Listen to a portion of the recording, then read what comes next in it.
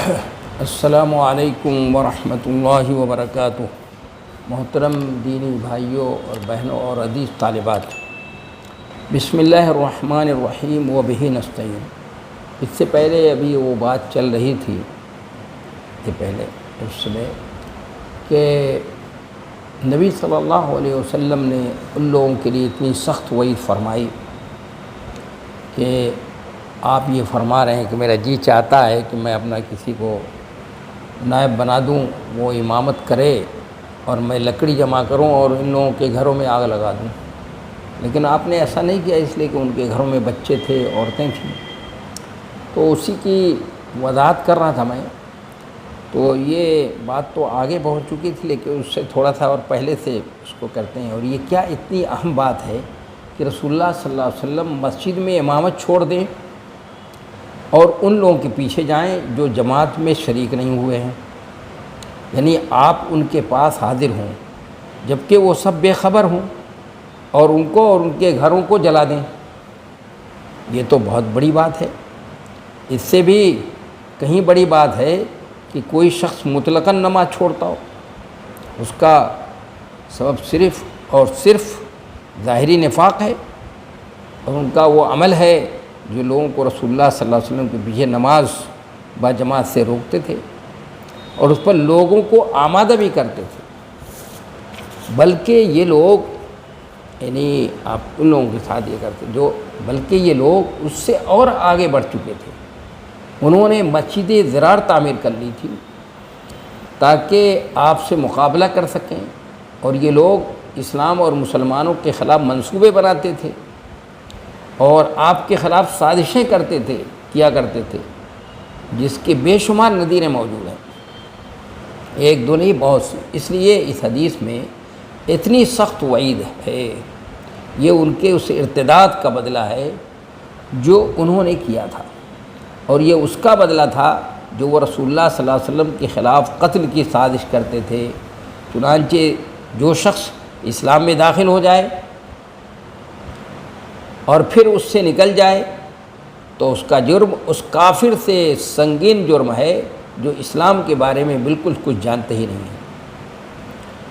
قرآن کریم میں بھی مرتدین کے بارے میں بہت ہی سخت وعید فرمائی ہے اور ان سے بہت زیادہ ڈرایا ہے، اور قیامت کے دن اللہ نے بہت ہی دردناک عذاب تیار کر رکھا ہے ان کے لیے، اور دنیا کی زندگی میں وہ ملعون ہے، اور اللہ نے ان کے دلوں پر مہر لگا دی ہے۔ ان الذین کفروا بعد ایمانہم ثم ازدادوا کفرا لن تقبل توبتہم واولئک هم الضالون۔ سورہ آل عمران آیت 90۔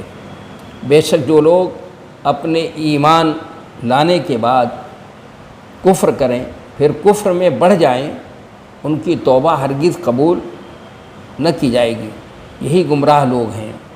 اور دوسری جگہ ارشاد باری ہے، اولئک جزاؤہم ان علیہم لعنۃ اللہ والملائکۃ والناس اجمعین۔ یہ آل عمران 87 نمبر کی آیت ہے۔ ان کی تو یہی سزا ہے کہ ان پر اللہ کی اور فرشتوں کی اور تمام لوگوں کی لعنت ہو۔ قرآن نے ان منافقین کی یہ سزا مقرر کی ہے۔ مکان کو جلانا تو اس سے بہت ہی کم تر ہے، اور ظاہر ہے کہ حکومت کی طرف سے اس سے کم ہی سزا مقرر ہو سکتی ہے، اس لیے یہ اور نبی صلی اللہ علیہ وسلم کا کچھ لوگوں کو سونٹ ادا کرنا، یہ آتا ہے حدیثوں میں کہ نبی صلی اللہ علیہ وسلم نے کچھ لوگوں کو سونٹ دے دیا اور کچھ لوگوں کو نہیں دیا آپ نے۔ یہ جو حدیث میں آتا ہے، یعنی اعطاء النبی صلی اللہ علیہ وسلم میں من الابل لبعض الناس۔ تو اس سلسلے میں امام مسلم رحمۃ اللہ علیہ نے اپنی صحیح میں حدیث نمبر 1060 میں رافع ابن خدیج رضی اللہ عنہ کی حدیث نقل کی ہے۔ رافع ابن خدیج رضی اللہ تعالی عنہ کی حدیث نقل کی ہے، فرماتے ہیں کہ نبی صلی اللہ علیہ وسلم نے ابو سفیان ابن حرب اور صفوان ابن امیہ اور اقرا ابن حابس، ان میں سے ہر شخص کو آپ نے 100 اونٹ دیا ہے، اور عباس ابن مرداس کو اس سے کم عطا فرمایا۔ عباس ابن مرداس نے چند اشعار کہے جن میں اس نے آپ کو دوسروں کے برابر قرار دیا، اپنی اور اپنی قوم کی تعریف کی۔ حدیث کے راوی کہتے ہیں کہ رسول اللہ صلی اللہ علیہ وسلم نے ان کے 100 اونٹ مکمل کر دیے، ان کو بھی 100 اونٹ دے دیا بھائی جب یہ حدیث اور اس کے علاوہ اس باب میں روایت کردہ حدیثیں کچھ لوگوں کے لیے ناقابل فہم ہیں۔ کچھ لوگوں کو یہ حدیثیں نہیں سمجھ میں آتی۔ یہ لوگ یہ سمجھتے ہیں کہ نبی صلی اللہ علیہ وسلم نعوذ باللہ اٹکل سے تقسیم کرتے ہیں، بالکل اسی طرح جس طرح دنیاوی عمراء و سلاطین اور ان کے ہمنوا کرتے ہیں کہ اپنے لوگوں کو دیتے ہیں اور دوسروں کو منع کر دیتے ہیں۔ ان کو معلوم نہیں ہے کہ رسول اللہ صلی اللہ علیہ وسلم جو بھی کچھ کرتے ہیں، جو کچھ بھی کرتے ہیں سب وحی کے ذریعے کرتے ہیں۔ آپ کے شرعی افعال اور اقوال سب کے سب شریعت سے جڑے ہوئے ہوتے ہیں۔ ان لوگوں کا تعجب اور اس پر ان کی حیرت ایسی ہے جیسے ایک منافق نے مال غنیمت کے تقسیم کے موقع پر کہا کہ اس تقسیم میں انصاف نہیں ہے۔ اس منافق نے کہا تھا کہ اس میں انصاف نہیں ہے، اس میں اللہ کی خوشنودی مقصود نہیں ہے، اس میں اللہ کی خوشنودی مقصود نہیں ہے۔ تو امام مسلم نے حدیث نمبر 1062 میں بیان کیا ہے، اس کی اطلاع نبی صلی اللہ علیہ وسلم کو ملی تو آپ نے فرمایا اگر اللہ اور اس کے رسول انصاف نہیں کریں گے تو پھر کون کرے گا بھائی؟ بتاؤ کون کرے گا؟ جب اللہ اور اس کا رسول نہیں انصاف کرے گا تو پھر کون کرے گا؟ پھر آپ نے فرمایا اللہ تعالیٰ موسیٰ پر رحم فرمائے، ان کو اس سے زیادہ تکلیف دی گئی، انہوں نے اس پر صبر کیا۔ بخاری حدیث نمبر 315، مسلم کے اندر بھی یہ روایت موجود ہے۔ مندرجہ یہ بالا حدیث کا معاملہ یہ ہے کہ امام مسلم رحمۃ اللہ علیہ نے مؤلفۃ القلوب کے باب میں بہت سی حدیثیں نقل کی ہیں۔ آپ جانتے ہیں مؤلفۃ القلوب باقاعدہ ایک شعبہ ہے اسلام کے اندر، تو مؤلفۃ القلوب کے باب میں بہت سی حدیثیں نقل کی ہیں انہوں نے۔ ان میں یہ تفصیل ہے کہ رسول اللہ صلی اللہ علیہ وسلم کو اللہ نے غزوہ حنین میں فتح و نصرت سے ہمکنار کیا اور قبیلہ حوادن کے مال غنیمت کو مؤلفۃ القلوب میں خرچ کر دیا آپ نے۔ تو آپ کو معلوم ہوا کہ انصار بھی یہ چاہتے ہیں ان کو مال و غنیمت اتنا ملے جتنا اور لوگوں کو ملا ہے، اور ان میں کچھ چیمی گوئیاں ہونے لگی ہیں۔ تو آپ نے ایک تقریر کی، جو تقریر الخطابۃ المعجزہ کے نام سے، جو ماسٹر پیس ہے، بہت زبردست تقریر کی ہے آپ صلی اللہ علیہ وسلم۔ اس میں آپ نے فرمایا اے انصار کی جماعت کہ میں تمہارے پاس آیا تھا تو تم گمراہ نہ تھے، اللہ تعالیٰ نے میرے ذریعے ہدایت دی، اور تم محتاج بے سہارا تھے تو اللہ نے میرے ذریعے مالدار بنایا، اور تم منتشر گروہوں میں بٹے ہوئے تھے تو اللہ نے میرے ذریعے ایک لڑی میں پرو دیا۔ آپ صلی اللہ علیہ وسلم نے مزید فرمایا کیا تم اس پر راضی نہیں ہو کہ لوگ اونٹ اور بکری لے کر جائیں اور تم اپنے گھروں کو رسول اللہ صلی اللہ علیہ وسلم کو لے کر جاؤ؟ اور اس طرح حدیث امام مسلم نے سیدنا انس بن مالک رضی اللہ عنہ سے نقل کی ہے، فرماتے ہیں کہ جب مکہ فتح ہوا تو آپ نے مال غنیمت کو قریش میں تقسیم کر دیا۔ حضرت انصار نے کہا بلا شبہ یہ تعجب خیز بات ہے، ہماری تلواریں ان کے خون سے آلودہ ہیں اور ہمارا مال غنیمت انہی پر واپس کر دیا جائے گا۔ رسول اللہ صلی اللہ علیہ وسلم کو اس کی اطلاع ملی تو آپ نے ان سب کو جمع کیا اور فرمایا، اس موقع پر بھی تقریر کی تھی، اس موقع پر بھی فرمایا تھا آپ نے مجھے تمہارے متعلق کیا بات معلوم ہوئی ہے، یہ کیا بات معلوم ہوئی ہے تمہارے متعلق یہ؟ انصار نے عرض کیا جو بات آپ کو معلوم ہوئی ہے وہ سچ ہے۔ آپ نے فرمایا کیا تم اس بات پر راضی نہیں ہو کہ لوگ دنیا لے کر اپنے اپنے گھروں کو واپس جائیں اور تم رسول اللہ صلی اللہ علیہ وسلم کو لے کر اپنے گھروں کو واپس جاؤ۔ اگر لوگ ایک وادی یا گھاٹی میں چلیں اور انصار ایک وادی اور گھاٹی میں چلیں تو میں انصار کی وادی اور گھاٹی کو اختیار کروں گا۔ اور بھی فرمایا آپ نے، آپ جانتے بخاری کی حدیث ہے کہ حب الانصار من الایمان، ان سے محبت کو ایمان کی علامت قرار دیا آپ نے۔ اور آپ نے فرمایا الانصار وعیبتی والناس کرشی، اور آپ نے فرمایا الانصار شعار والناس دثار، ان کی حیثیت بال کی ہے، جیسے جسم بال سے لگا ہوتا ہے، اور دوسرے لوگوں کی حیثیت کپڑے کی ہے۔ خلاصہ کلام یہ ہے کہ نبی صلی اللہ علیہ وسلم نے مؤلفۃ القلوب کو مال غنیمت کا ایک بڑا حصہ عطا فرمایا۔ اس کے پیچھے مقصد تھا اسلام کے اندر ان کی دلچسپی پیدا کرنے کے لیے یا ان کے شر و فتنے سے بچنے کے لیے کیا تھا آپ نے۔ نبی صلی اللہ علیہ وسلم نے ان 9 مسلموں کو دیا تھا جن کے ذہن و دماغ میں جاہلیت ابھی رچی بسی تھی اور ایمان راسخ نہیں ہوا تھا ان کے دلوں میں بھی، تو نبی صلی اللہ علیہ وسلم کا یہ عمل سیاست شرعیہ کے ضمن میں آتا ہے۔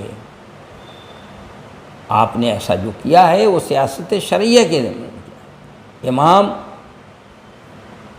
حکومت کے مال کو اللہ کے قانون کے مطابق جس کو جتنا مناسب سمجھتا ہے عطا کرتا ہے، اس لیے اس پر اعتراض نہیں ہونا چاہیے۔ اس سلسلے میں وضاحت قرآن کے اندر زکوٰۃ پر تبصرہ کرتے ہوئے آ گئی ہے۔ چاہتے ہیں کہ بتا دیں کہ نبی صلی اللہ علیہ وسلم نے جب کسی شخص کو یہ مقدار دی ہے تو اس کے پیچھے کوئی ایک شخص مراد نہیں ہوتا ہے، بلکہ قبیلہ یا بہت سارے لوگ ہوتے ہیں جن کے اسلام لانے کی توقع ہوتی ہے۔ آپ اس وجہ سے ایسا کرتے ہیں، اور جس کا ایمان مضبوط ہو جائے گا تو پھر اسے مال دینے کی ضرورت نہیں ہوگی۔ اور یہ اس شخص کے ساتھ کرتے تھے آپ جس کے بارے میں توقع ہوتی تھی، تاکہ اس سے دوسرے کو بھی اطمینان مطمئن کر دیں اور اسلامی رشتہ مضبوط ہو جائے۔ رسول اللہ صلی اللہ علیہ وسلم نے ان ہزار اونٹوں اور اس کے علاوہ مال غنیمت کا، رسول اللہ صلی اللہ علیہ وسلم ان ہزاروں اونٹوں اور اس کے علاوہ مال غنیمت کا کیا کرتے؟ اگر اس کے مستحق میں تقسیم نہ کرتے تو ظاہر ہے کہ آپ بیت المال میں زکوٰۃ اور صدقات کے مال کی طرح رکھوا دیتے، بس یہی کرتے نا۔ لیکن آپ نے سیاست شرعیہ کے ضمن میں آپ نے یہ سمجھا کہ مناسب ہے اس وقت کہ ان کے اندر اس مال کو تقسیم کر دیا جائے، ان میں تقسیم کیا جائے، تو اس لیے آپ نے ایسا کیا، تو اور آپ ایسا کرتے تھے۔ اس کے بعد یہ کہ منصبہ النبی اور دعا علیہ، کہ جس شخص کو نبی صلی اللہ علیہ وسلم نے لعن طعن کیا ہو، برا بھلا کہا ہو، اور اس کے لیے آپ نے بد دعا کی ہو، اور بد نصیب ہے وہ شخص جس کو نبی صلی اللہ علیہ وسلم نے لعن طعن کیا ہو، برا بھلا کہا ہو، یا آپ نے اس کے لیے بد دعا کی ہو، اس کو بد دعا دی ہو۔ تو امام مسلم نے رحمۃ اللہ علیہ نے اپنی صحیح میں حدیث نمبر 2600 مسروق سے روایت کی ہے، اور وہ سیدہ عائشہ رضی اللہ عنہ سے روایت کرتے ہیں، وہ کہتی ہیں کہ رسول اللہ صلی اللہ علیہ وسلم کے پاس 2 شخص آئے، تو ان دونوں نے آپ سے کچھ بات کی، مجھے اس کا علم نہیں ہے کہ وہ کیا بات تھی۔ ان دونوں نے آپ کو ناراض کر دیا، تو آپ نے دونوں کو لعن طعن کیا اور برا بھلا کہا۔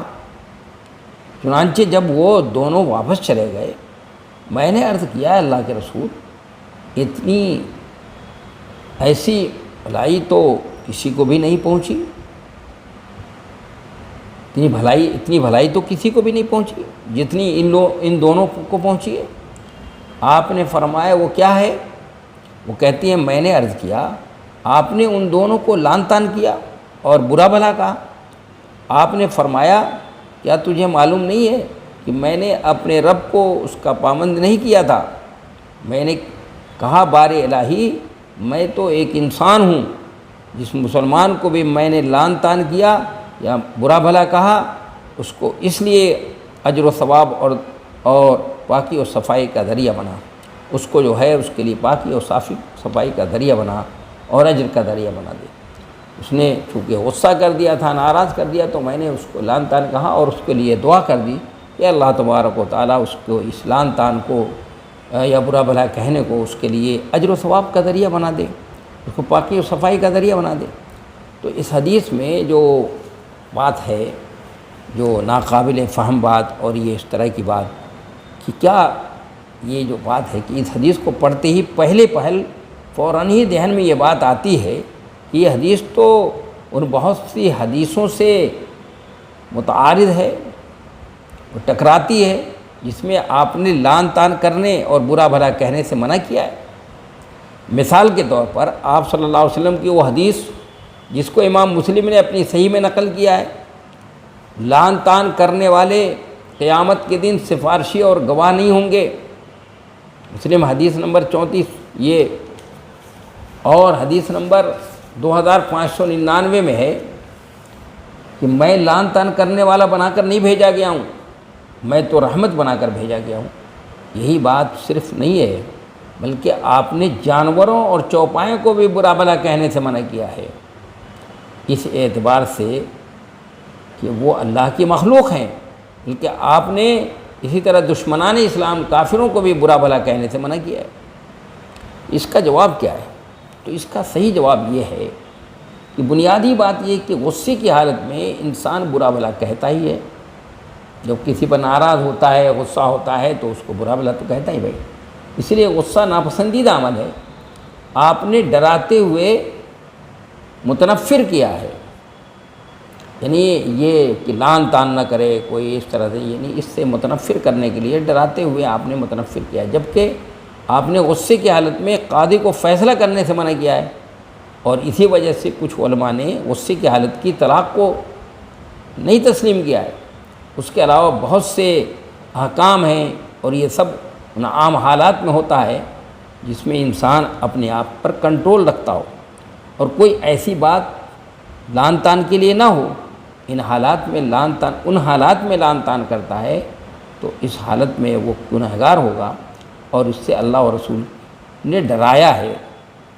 رہا یہ معاملہ کہ کسی نے کسی کے غصہ بھڑکانے، کسی نے کسی کا غصہ بھڑکا دیا ہو اور اس کو مشتعل کر دیا ہو، اس پر حد سے آگے بڑھ گیا ہو وہ، یا ایسی بات کہہ دی ہو جس کی وجہ سے وہ لعن طعن کا مستحق ہو، جیسا کہ ان دونوں شخصوں نے کیا تھا کہ آپ کے پاس آئے اور انہوں نے آپ کو اس قدر غصہ دلا دیا حتیٰ کہ آپ نے ان دونوں کو لعن طعن اور برا بھلا کہنا شروع کر دیا۔ تو اس میں کوئی مذائقہ نہیں ہے، اگرچہ ناپسندیدہ عمل ہے، لیکن انسان غصے میں ہر چیز بھول جاتا ہے اور چاہتا ہے کہ جس نے اس کو بھڑکایا یا زج کیا ہے اور اس پر ایسی زیادتی کی ہے جو اللہ اس کے رسول کو ناراض کرنے والی ہو، تو اس سے برات و بیداری کا اظہار کر کے اپنا دامن بچانا چاہتا ہے۔ اللہ تعالیٰ کا ارشاد ہے، لا يحب اللہ الجہر بالسوء من القول الا من ظلم، سورہ نساء آیت 148۔ برائی کے ساتھ آواز بلند کرنے کو اللہ تعالیٰ پسند نہیں فرماتا مگر مظلوم کو اجازت ہے، مظلوم کو اجازت ہے۔ تو اب اس کے ساتھ زیادتی کی ہے، کسی کے ساتھ زیادتی کی ہے اور حد سے آگے بڑھ گیا تو مظلوم ہی ہے بھائی، تو کر سکتا ہے برا بھلا کہہ سکتا ہے، اس کو لعن طعن تو کر سکتا ہے۔ اور ہم میں سے کون ہے جو رسول اللہ صلی اللہ علیہ وسلم کی طرح ہے بھائی، اور اس کا اخلاق آپ کے اخلاق کی طرح ہے اور آپ کی طرح اپنی امت پر احسان کرنے والا ہے؟ حتیٰ کہ وہ لوگ آپ کو غصہ دلاتے اور آپ پر زیادتی کرتے تو آپ ان کے ساتھ حسن سلوک کرتے ہیں، انہیں دعائیں دیتے تھے، ایسا بھی ہوا ہے۔ چنانچہ آپ نے اپنے رب سے دعا کی تھی، جو شخص آپ سے جھگڑے اور آپ اس کو لعن طعن یا برا بھلا کہہ دیں تو وہ اس کے حق میں اجر و ثواب اور پاکی صفائی کا ذریعہ ہو۔ اللہ کے رسول نے دعا کر دی تھی اللہ سے اپنی۔ یا کوئی تکلیف قصدن یا بلا ارادہ پہنچ جائے، مثال کے طور پر حکم شرعی نافذ کرنے میں، جیسے کوڑا لگوانے میں، تو وہ اس کے حق میں اجر و ثواب کا ذریعہ ہو۔ اور ہر قاضی اور حاکم کو ایسے ہونا چاہیے، جیسا کہ رسول اللہ صلی اللہ علیہ وسلم نے دوسری حدیث میں فرمایا ہے، جس کو امام مسلم نے نقل کیا، حدیث نمبر 1713 ہے۔ اس میں زینب بنت ابو سلمہ سے، وہ ام سلمہ سے وہ کہتی ہیں کہ رسول اللہ صلی اللہ علیہ وسلم نے فرمایا، تم لوگ اپنا جھگڑا میرے پاس لے کر آتے ہو، اور بہت ممکن ہے کہ تم میں کا کوئی شخص دوسرے سے زیادہ چرب زبان ہو، بہت زیادہ چرب زبان ہے بھائی، بس میں نے سننے کے مطابق فیصلہ کر دیا جیسا اس نے کہا چرب زبانی، بس میں نے جس کو اس کے بھائی کا کچھ حق دلا دیا ہے تو وہ اس کو نہ لے، بے شک میں نے اس کے حق میں فیصلہ کر کے آگ کا ایک ٹکڑا دے دیا ہے۔ اور رسول اللہ صلی اللہ علیہ وسلم کی دعائیں اللہ نے اس کو قبول کر لیا ہے، اور آپ کے اگلے پچھلے گناہ معاف کر دیا ہے۔ اسی کو امام مسلم نے اپنی کتاب میں مشارطہ سے تعبیر کیا ہے۔ بار الہی، میں آپ سے عہد کرتا ہوں، آپ میری اس عہد کے خلاف نہ کیجیے، میں تو ایک انسان ہی ہوں، جس مسلمان کو بھی میں تکلیف پہنچاؤں، برا بھلا کہوں، کوڑے لگواؤں، تو آپ اس کو اس کے حق میں دعا اور قیامت کے دن اپنی قربت کا ذریعہ بنا دیجیے۔ یہ نبی صلی اللہ علیہ وسلم کے اخلاق ہیں۔ اب اس وضاحت کے بعد کوئی تعارض باقی نہیں رہ جاتا بھائی، اب کوئی تعارض نہیں باقی رہ جاتا۔ اب اس کے بعد بھی اگر کسی کو نہ سمجھ میں آئے تو پھر کیا کہا جا سکتا ہے؟ میں سمجھتا ہوں کہ اس کے بعد تو کوئی بات نہیں رہ جاتی ہے۔ اب اس کے بعد ہے حدیث کہ مسلمان کا باہم گالی گلوچ کرنا فسق ہے اور قتال کرنا کفر ہے۔ یعنی مشہور حدیث ہے یہ، امام مسلم رحمۃ اللہ علیہ نے عبداللہ ابن مسعود سے روایت کیا ہے کہ رسول اللہ صلی اللہ علیہ وسلم نے فرمایا ہے کہ مسلم کا آپس میں گالی گلوچ کرنا فسق ہے اور لڑائی اور قتال کرنا کفر ہے۔ حدیث نمبر 64 نمبر کی حدیث ہے۔ اس حدیث میں جو مشکل بات ہے، ناقابل فہم لفظ ہے، کفر ہے، کہ اس کو کفر کہا ہے، اپنے قتال ہو کفر، کہ مسلمان کو ناحق برا بھلا کہنا، گالی دینا حرام ہے۔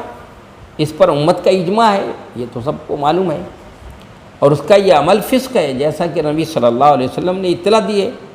اور رہا اس سے جنگ کرنا یا ناحق قتال کرنا، تو ایسے شخص کو علماء حق کے نزدیک کافر نہیں کہا جائے گا کہ دین اسلام سے نکل گیا ہے وہ اور کفر میں داخل ہو گیا۔ امام نووی رحمۃ اللہ علیہ نے مسلم کی شرح میں اس کا مختلف مطلب بیان کیا ہے، ان میں سے چند کا تذکرہ میں کرتا ہوں۔ نمبر 1، اگر کوئی شخص ناحق کسی مسلمان کو جائز سمجھ کر قتل کرتا ہے، یعنی ناحق کسی مسلمان کو جائز سمجھ کر قتل کرتا ہے، تو ظاہر ہے کہ وہ ایک چیز ناجائز تھی، حرام تھی، تو اس کو جائز سمجھ لیا اس نے، تو وہ کافر ہو جائے گا، کیونکہ اس نے ایک مسلمان جس کا خون بہانا حرام تھا، اس حرام کو اپنے لیے اس نے حلال کر لیا ہے، گویا حرام کو حلال کر لیا ہے، اس لیے کافر ہو جائے گا، کیونکہ حرام کو حلال کرنا یا حلال کو حرام کرنا یہ اللہ کا کام ہے۔ قرآن صاف لفظ ہے، قل تعالوا اتل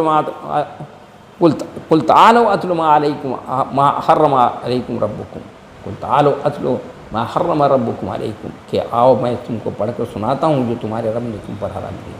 دوسرا مفہوم یہ بیان کیا ہے کہ وہ شخص اپنے اس عمل کی وجہ سے کافروں کا سا عمل کر رہا ہے، اور یہی معنی و مفہوم زیادہ پسندیدہ ہے، کیونکہ اس مفہوم کی تائید اس حدیث سے بھی ہوتی ہے جو آپ نے حجۃ الوداع کے موقع پر فرمایا تھا، جس کو امام مسلم نے اپنی صحیح میں نقل کیا ہے، لا ترجعوا بعدی کفارا یضرب بعضکم رقاب بعض، حدیث نمبر 65 میں ہے، میرے بعد کافر نہ ہو جانا کہ ایک دوسرے کی گردن مارنے لگو، یعنی یہ عمل کافروں کا سا عمل ہے جو ایک دوسرے کی گردن مارنے کو جائز سمجھتی ہے۔